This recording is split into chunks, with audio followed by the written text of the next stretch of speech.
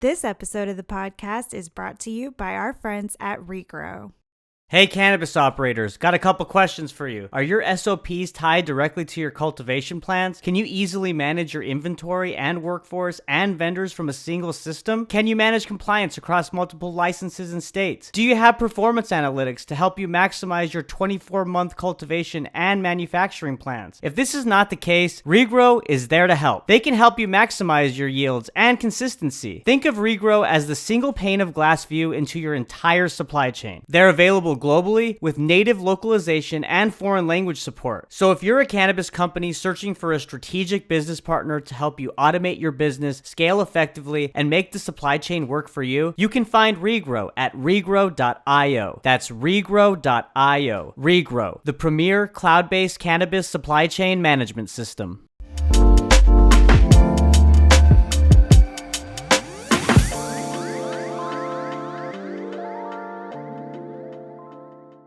Rose Elliott, how are you?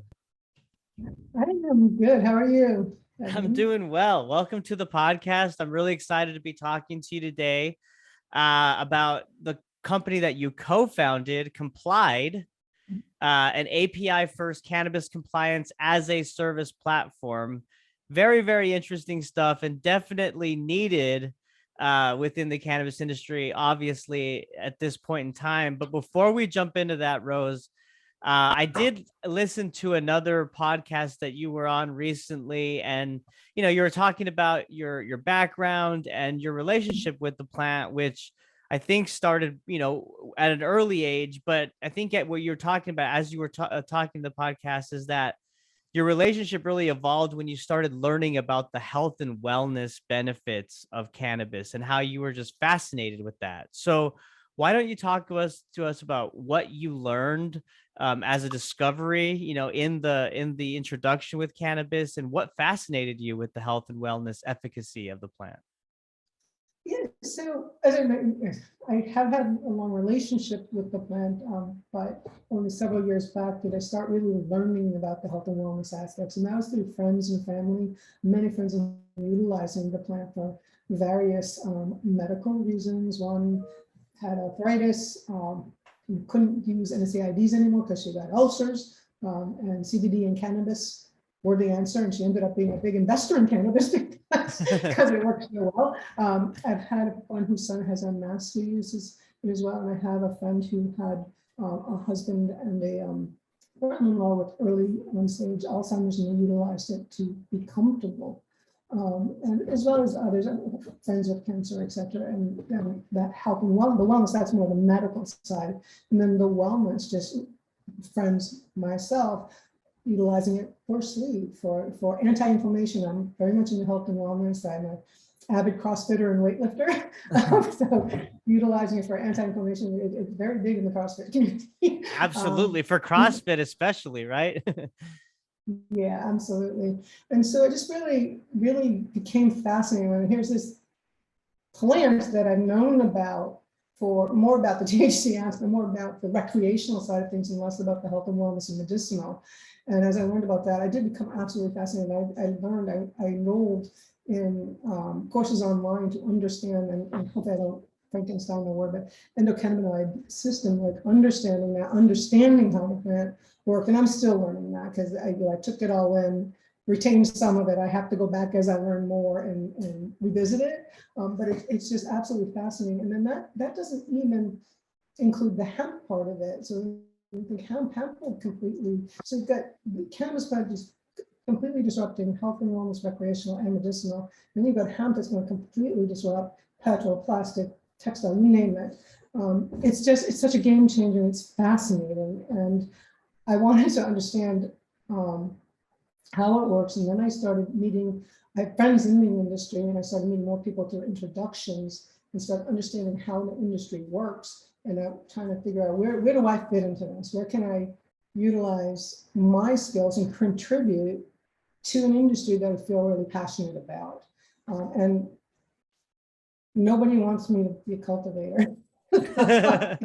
I'm literally fascinated by that too. I read about the grow process, et cetera, and understanding it, never mind about the compliance rules that go on top of it. But yeah, I can't grow a house plant. So Well, not only given your background working, at companies like PayPal, Netflix, Upwork, Tenable, I mean, the list goes on. I'm sure you could figure it out, Rose. You could take, it would take some time, some learning curve, but I'm confident that you could get there. And speaking of the learning curve, and you talk about just how you've learned so much, but there's still so much still to be learned. I mean, that's evident across the board with all of us, right? I mean, this plant is so, to use the same word as you used, fascinating, both on the medicinal and industrial material goods side of the house, that we're barely scratching the surface with this. So I'm totally with you, and really we share similarities in our journey into the industry, because I thought the same kind of thing. Like, this is, I had been a consumer, I had been intrigued by the industry and how it was burgeoning, but then I became fascinated when I started learning more and more about the applications and the efficacy. So I'm with you on that. That's awesome. And just to touch on another thing, I know you mentioned pronouncing endocannabinoid system. That's still up for debate, because it's either, some people say cannabinoid, some people say cannabinoid. I'm on the team cannabinoid, because we say cannabis, not yeah. cannabis. So, but again, I don't know what the official term is, so don't beat yourself up if you're not sure, because we're still figuring it out. um well, moving on. So that's good to have a good sense of your background. So as you were learning, and that process of where do I fit in, I'm sure that you came across challenges and opportunities, right? Given your skill set and your previous background. So when did the light bulb moment happen for you? Like I said, I knew people in the industry, and the cultivation manager, tenders, that side of the house. And then I met some people on the tech side and started digging in. And what I heard over and over and over again were the complexities of compliance and the challenges of compliance in this particular industry. And what I know from my background is highly regulated industries, compliance is a beast. It's just a huge beast in any highly regulated industry. Cannabis just adds a whole nother layer on because of the federal legalization, and as well as it's a nascent industry, so it's constantly changing. What highly regulated industries are you referring to? Just curious. I mean, I know that cannabis is its own beast, like you mentioned, but what are some of those? So fintech, e-commerce has its own compliance issues. I call future work because I was actually at Otis before it became Upwork, but it wasn't actually called future work yet. But that was very good. There's a lot of compliance because there's money transfer across globally, and so you run into, in all of these industries, you run into all sorts of, like cybersecurity. I was there, FedRAMP. You run into PCI, PII. Medical, one of our, I don't have health tech, but one of our founders does, but HIPAA has come up many times. And cannabis businesses are going to have to adhere to all of this, ISO, you name it, GMP, GAP, because there's so many acronyms on the compliance aspect, and it's really, really, really complex. And cannabis puts another layer on top of that, but all of these businesses, they have the ever-changing, complex, crazy cannabis regulations, but they have all the other ones as well that they have to adhere to. And if you're in agri, there's a whole slew of them there. If you're in manufacturing, whole slew there, and of course in e-commerce and sales. And it's just a huge beast. And there's several companies trying to address it, but what we're focusing on, and I talk about it, and I think in the podcast that you had listened to, the webcast, is I look at it as a three-legged stool, and that is, you have your operational compliance, which is your standard operating procedures, your document storage, your checklists, etc., all of that, even online compliance training, etc. That is all part of the standard operation. And then you have your consultancy and training, other part of it, where your consultants come in, they do the pre-audit work with you, go work with your employee training, because all of that must happen. And they also do the infamous post-audit cleanup, because when things go awry, they come help the businesses come in and put them back into compliance. And then there's what I refer to as the technically automated stuff, and that's where we sit, and that's the report, monitoring, alerting, fraud detection, etc. The stuff that can literally be complete automated and really ultimately making, our goal is to make it dead simple for every business to maintain compliance in their reporting, whether that's into the state contracted reporting track and trace systems, government agencies that don't track with them, and other third-party systems. Make it literally dead simple. And so literally our goal is to help the entire industry succeed. So the way we see it today is the industry itself is not keeping up with the robust demand and the accelerated legalization timelines. And one of the reasons is the complexities of compliance being a main barrier to entry and expansion. It's not the only reason. Right.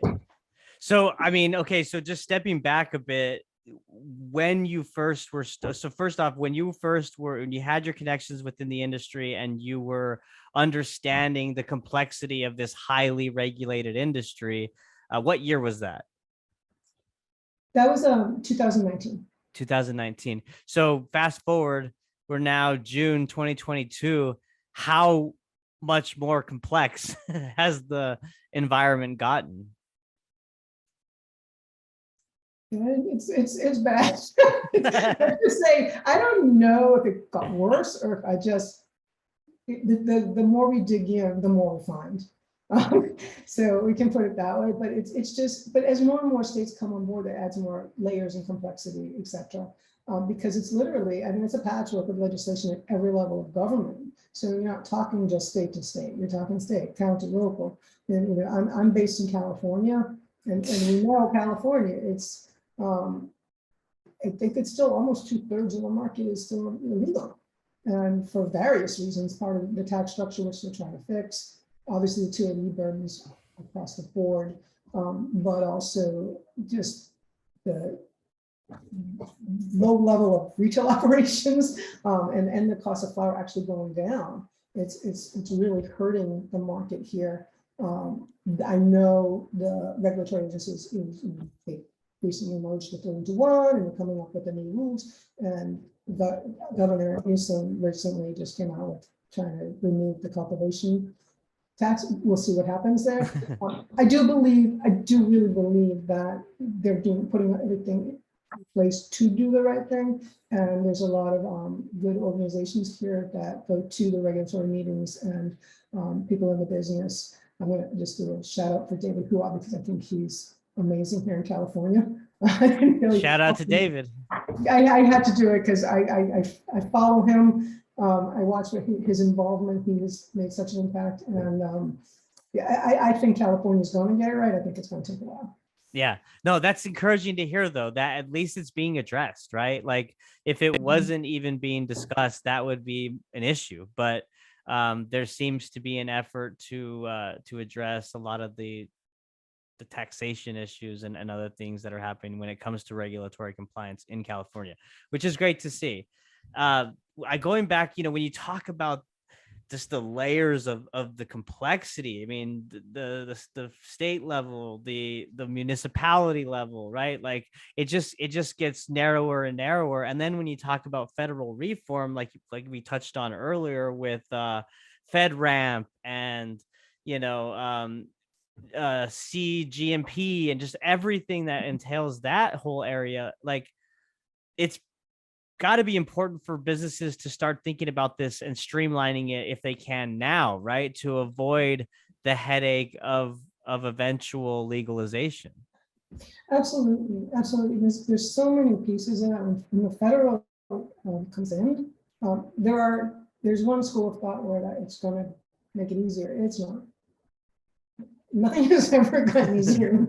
So I'm just being honest. It'll be like alcohol, pumps, everything. Yeah, because people think like legalization, they're gonna wave a wand and we're all just gonna be able to operate. But what you're saying is that once that happens, there's gonna be even more regulation to adhere to that will now be enforced. Right. I mean, when the FDA gets in, and the ATF may get in as well, I don't know, but it'll be another layer. Ideally, there will be another layer of taxes. I don't know if the industry can withstand that. They're gonna have to fix that, but yeah, it'll be another layer of complexity, and that, like every other highly regulated industry, because they're not, the states aren't going to give up 100% control of their programs. They want to run it the way they want to run it, but also they get taxes as well, and so it'll be another layer. But once it's federal, there's certain other compliance issues that will have to do like HIPAA. I mean, Illinois has made the move, but it'll be required, at least on medical, because that is people's medical information. So all of the HIPAA guidelines will apply. Right.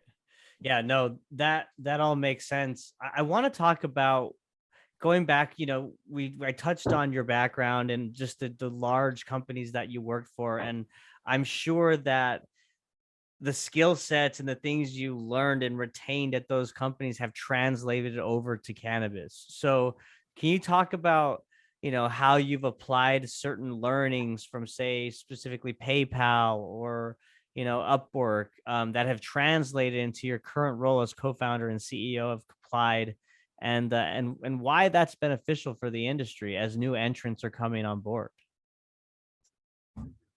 So the first part, so what I've learned across the board is, like I said, the compliance, it's just a huge beast, and it entails more than just the cannabis compliance, that we have focused on the cannabis compliance layer. But because I've been in fintech, cybersecurity, e-commerce, PCI, it comes into play. We don't have to worry about that right now. The POS payment systems do. PIIs across the board. But what I learned is it is complex, it is challenging, and it's not easy. And it's definitely not for the faint of heart. I look at it for PayPal example, they have huge teams. Now they are in over 100 countries. I don't even know how many at this point, it's been a while, but they have thousands of compliance people, just compliance people. That's not the team of product and engineers, people that are actually building the platform. Right. There's hundreds more of those. And it's what I learned is it's really, really complex. So just like in payments, when you're going into, it's not as different state to state, although there are some rules, but when you're going globally, there's transmission rules, remittance rules, there's all sorts of rules all over the place, and they're different in country to country, but also in jurisdictions within those countries. It gets really complex, and being able to understand platforms, and that's also my background. So I don't know if we said my background is in engineering and product and engineering leadership. And one of the things that I've done in several of these companies is build platforms. And by that, I mean, I don't mean like a marketplace platform, and I don't mean infrastructure. I mean, platforms are reusable code. So when you think of, so in the last one I did integrations all the way through the UI, so that everything could be reused. So what we call feature or product teams could easily build out new products or additional features on existing products just by pulling in the block. So all of your common services are from like localization to reporting to authentication authorization, all of it, and all the way to your UI framework and UI components where you can just plug and play. And that's what I've done in like at least 4 of those companies that you mentioned. And one of my co-founders was actually on the product side doing the same thing. He actually worked on a payments platform at PayPal. And so that's how we understand how platforms work, and we understand the complexity of them and how to build them in a modular fashion and able to support an entire ecosystem. So in the payments industry, you'll always hear payment rails. You always hear that term. And outside of cannabis, compliance, even as a service, is almost table stakes. You're going to have your AML, your KYC, your identity verification, all of that are third-party API people use. And by having built those or utilized them in these companies, we wanted to bring that to the cannabis space, because what we know is that at least in the compliances, all of these businesses are, there's still a lot of people doing spreadsheets and manual, but on the tech side of things, they're all building the internally with their part of it. They're siloed, right? They're not. They're very siloed, and they're limited. They're one-off integrations for the most part, and they ultimately end up playing whack-a-mole.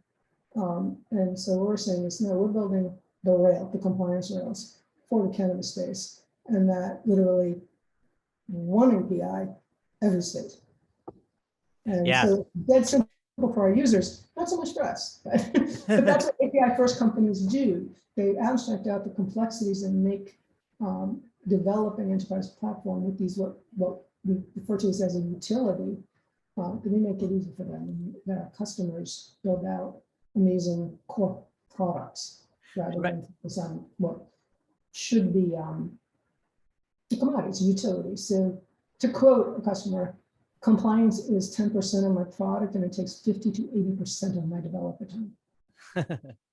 Right, because you're doing the back end work that then integrates with these new emerging one-off platforms so that they integrate and talk with one another, right?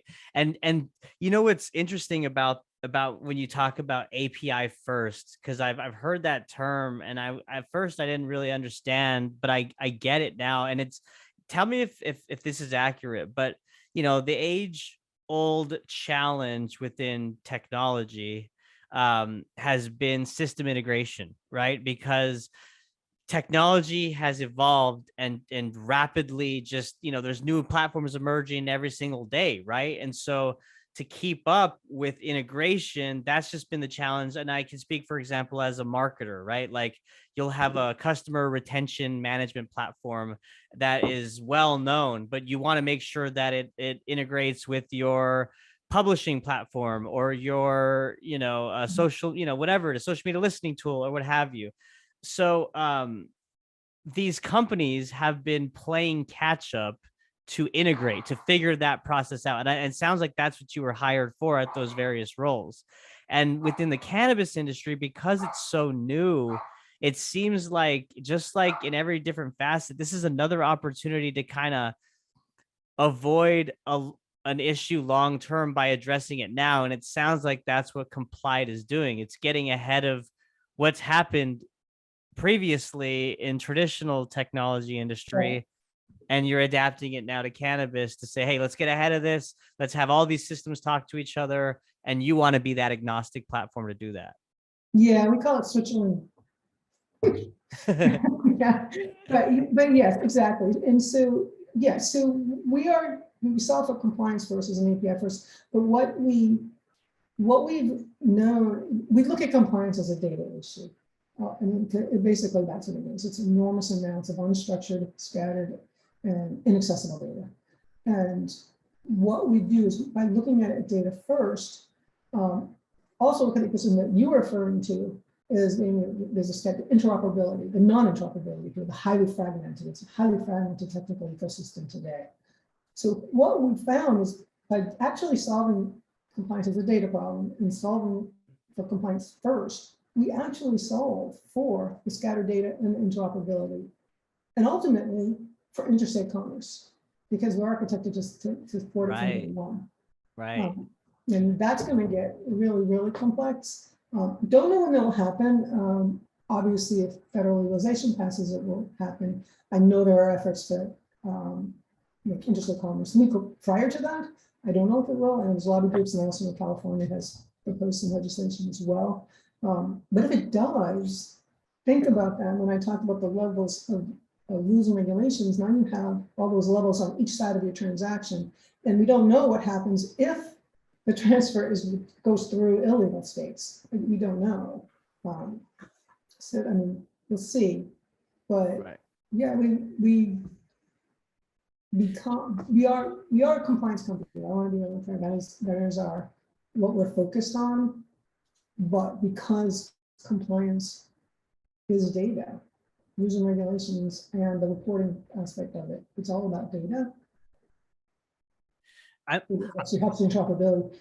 Yeah, go ahead. Sorry. Well, I'm just interested. I'm so interested by that statement that you said that, and it makes sense. I'd like you to expand on it a bit further, but that is, you know, starting with compliance and figuring that out from an interoperability standpoint will then eventually solve the future challenges of interstate commerce and complexity of adhering to compliance and regulation. And it makes sense, but yeah, I mean, because that's the nuts and bolts, right? I mean, it all starts like you have to figure that out anyway. So it seems like it would streamline it. Yeah, it becomes streamlined. It becomes how do I trying to think of the way to articulate this. So because the way we have our system, it is one system, and we have insight and can roll up all the way up. So right now, today, it's very difficult for operators to get their data or to even report in a holistic view. And they do some crazy stuff to do that. And even then, what the data that comes out of these systems is limited. But even to get that is a huge effort. I can tell you one leader of a very large MSO state, he goes to every GUI of the reporting tools, metrics and biometrics. He exports what he can get out. And it's not a law, because everything that goes in is presented to the government. Not everything comes back to the business. But he goes to each and every one, export it, emails it to his ETL or ELT, whatever he's using at the moment, and that is data pipeline for those who aren't sure what that means. And then he emails it to that, and then he goes to his data warehouse and tweaks it a little bit more to see, like, to make some sense out of it, and so he can utilize, excuse me, for business insights. But even then, he says it's not enough, and it's very time consuming for him to do that. But he would obviously like access to all of the data. And what we've done, because we have the common data model, it is a bit richer because it supports every state. And we apply those protective guardrails, like we won't even send it in if it doesn't make sense. But that data is always accessible to the businesses. Businesses are our customer, and we take the data privacy, data security, all of it extremely seriously. And we will never sell personal data, but we'll always make it available to the businesses that they can do with it what they will. Is Komplyd the only one? Like, do you have competitors? Are you the only ones thinking about solving this particular issue right now when it comes to, the rails, as you mentioned? That's a great question. So, obviously, I don't know what people are doing stealth. There's no one out in the market today doing what we're doing. There are several companies doing parts of it, as I mentioned, like maybe they're doing one layer this way or one layer this on the vertical layer. There's no one addressing the problem holistically. That doesn't mean there isn't someone in a garage somewhere going, I can do this. pulling a Steve Jobs in the garage. I mean, obviously, I'm not privy to that, but in speaking with customers and or potential customers and investors, there doesn't seem to be, from what I'm hearing from them, there's nothing in the market. There's nothing that they've seen. In fact, one potential customer stated that he wanted to make sure we could do it because he had talked to several companies several years before that wanted to do something similar that didn't, and they ended up stopping, quitting, or whatever, doing something, pivoting, doing something else. As a software engineer, I'm curious, like, what does that ecosystem look like within cannabis right now? I mean, software engineers are sought out in every industry, right? Like, they're just so highly in demand. In technology as it relates to cannabis, is the interest, is the level of sophistication there yet, or is it still growing just like this industry is still growing? It's still growing from what I can see. There are definitely some for lack of better, major players, if you will, very experienced people coming in, not just technology, on the business side, in every discipline, with when I say adoption, accelerated adoption, most people in the United States believe some form of legalization should be in place. Depending on which research you read, I read everything from 65 to 95%. Depends on who we're reading, but regardless, it's definitely the majority do. And with that, as that starts to remove the stigma, it's not entirely removed, but it starts to remove it, and people are willing to leave well-established industries to come into something like this. But it is, the stigma is a big thing too, because it is with bringing in employers. It's also on the investing side, like advice clauses, if you will. There is that stigma, and some of your really top-notch engineers and or business people are still hesitant. But I've seen over the last year, I've seen that change a lot. Where people that before would be like, no, I wouldn't do that. That looks really interesting. There's a hunger and appetite for problem solving at this point. Yeah, well, it's a very, very challenging space, but it's also exciting. And once you get people to understand the applications of the plant, the real applications, and recreational is a big part of that. That is a part, but there's just so much more. And when people start to understand that, when I talk to people, I say it's plant-based medicine. Right. Right. And what's their reaction? What do they say? They get it. Most people get it. As I said, like I've seen the reception to it improve a lot over the last year. Like we're trying to bring someone, I don't want to say names right now, I'm an advisor who's phenomenal. Not in the cannabis space. We have cannabis advisors and investors for that, but he's more on the compliance risk tech side of the house. That he's phenomenal and very well respected. I don't think a year ago he'd be talking to us. So, right. I could be wrong. Be wrong. Yeah, but you're saying people are changing their mind. They're becoming a little more educated as the plant is becoming destigmatized. Yeah. And I would like to see that speed up.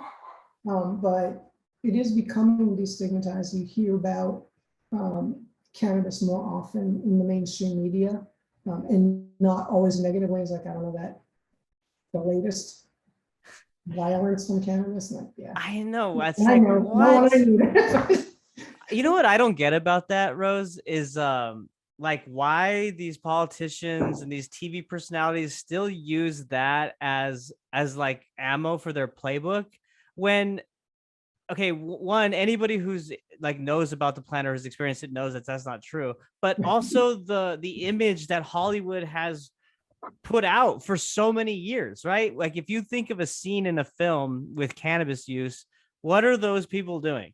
They're on a couch, they're eating pizza, they're laughing hysterically. Like there is no sign at all of violence, right? So like it just makes no sense. And I'm not saying that Hollywood is the truth and end all be all, but I'm saying a pretty good depiction of what's going on. Like it doesn't add up at all. So I get so confused with that narrative.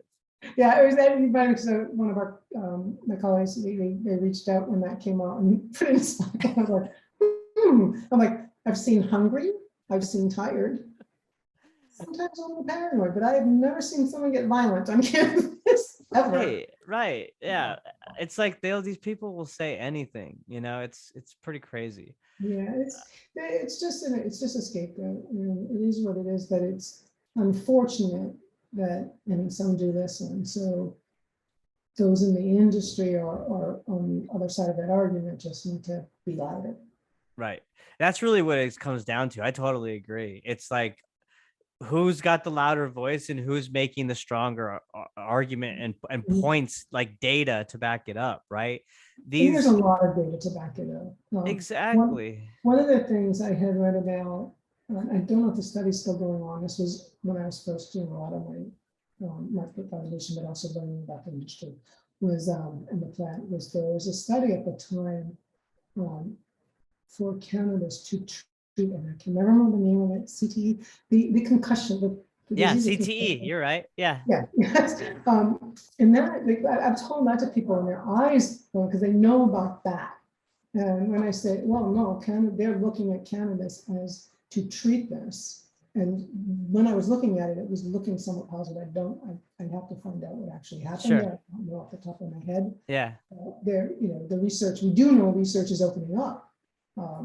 So that's good. That's really good. But Absolutely. they're looking at, and when people, when you educate them, when you're loud enough and just be persistent to the point of obnoxious, I guess, but just persistent and loud in getting the message through with the data to back it up, and eventually for lack of better term, naysayers, they will be silenced because they have no data to back it up. Right. And that's really the missing piece, I think, with we look at polls and we see that approval for both recreation or adult use and medicinal cannabis is over 90%, right? And I think the missing piece to that majority is the education, the data point factor, the real efficacy, because people think of cannabis or weed and they go, not a big deal. I my friend smoked, or I know someone who consumes and they're okay. It's not like heroin and it's not like meth, right? But because it's been categorized as a Schedule 1, those lines have been blurred. And so the data points and, like you're saying, all that kind of stuff to reinforce that that approval, I think will really, really start to move the needle in terms of, forcing lawmakers and other people to really reform what they're doing at this point. So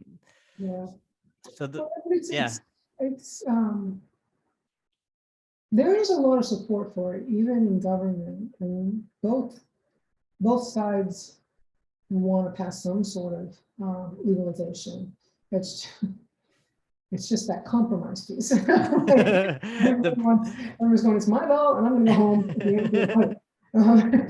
So hopefully they can work something out. And I understand wanting to get everything in there, because it's always hard after that. If they compromise, they go back and do more. But it's probably the only way to do it. And I would rather, personally, I'd rather see some form of federal legalization and then follow on with that. But I do worry about the taxes, because I mean, we've looked at Schumer's bill. You can't put another 25% on top of this. No, that Schumer's bill, the tax proposed there is ridiculous. And then they talk about social equity. It's like, what are you talking about? What do you mean? Like, how is this going to help people that have been disenfranchised by the plant for so many years? Because it's already a high stakes game to get in with the high capital. So yeah, we're definitely on the same page. I've said this before. I've tweeted it. My prediction is that there's going to be one issue that the Biden administration uses as a Hail Mary, and it could be cannabis. I don't know. I mean, we saw today Marijuana Moment published an article about how the U.S. drug czar is starting to, quote unquote, examine what's happening at the state level when it comes to cannabis legalization. So you can tell they're starting to peek their head this way and starting to, be more interested. And that's good. That's a good thing for everyone. I don't care what party does it. This needs to be done. It's been 100 years. People are still in jail. And there's states that are operating, so, but I want to ask you this as we wrap up. So if I gave you a magic wand and it was Rose's perfect world and you could wave the wand and, what would be your hopes and dreams for the future of the cannabis industry? It's one thing. So our vision statement is probably what it is for me, which is basically a vision of a world where everyone's life is improved by safe access to cannabis. I believe everybody should have access to it, and it should be safe. And that's where, some people don't like compliance and rules and regulations. I think compliance can go too far, but I think they are needed. These highly regulated uses are highly regulated for an actual reason. And I do want to see the removal of the stigma, the normalization of it is what will help get us there. And then as normalization and lack of stigmatization happens, the legalization will happen.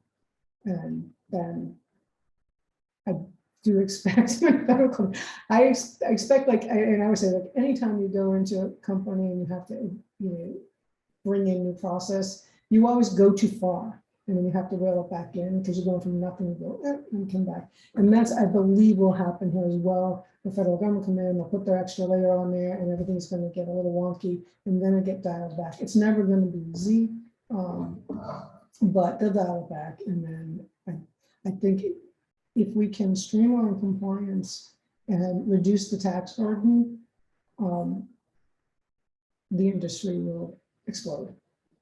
Mm-hmm. I couldn't agree more. No, those are all good points, Rose. And I hope that it plays out that way, and you're right. I mean, the federal government, when it's not a matter of if, it's a matter of when it does happen, they're not going to get it right away. And it's going to take,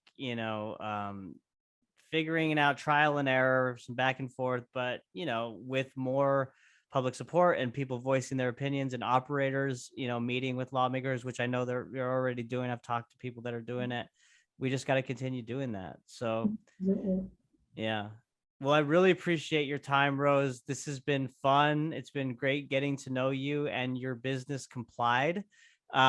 Where can people find y'all's website, your social media channels, anything to learn more about the company, or if they want to get in touch and learn more about your services?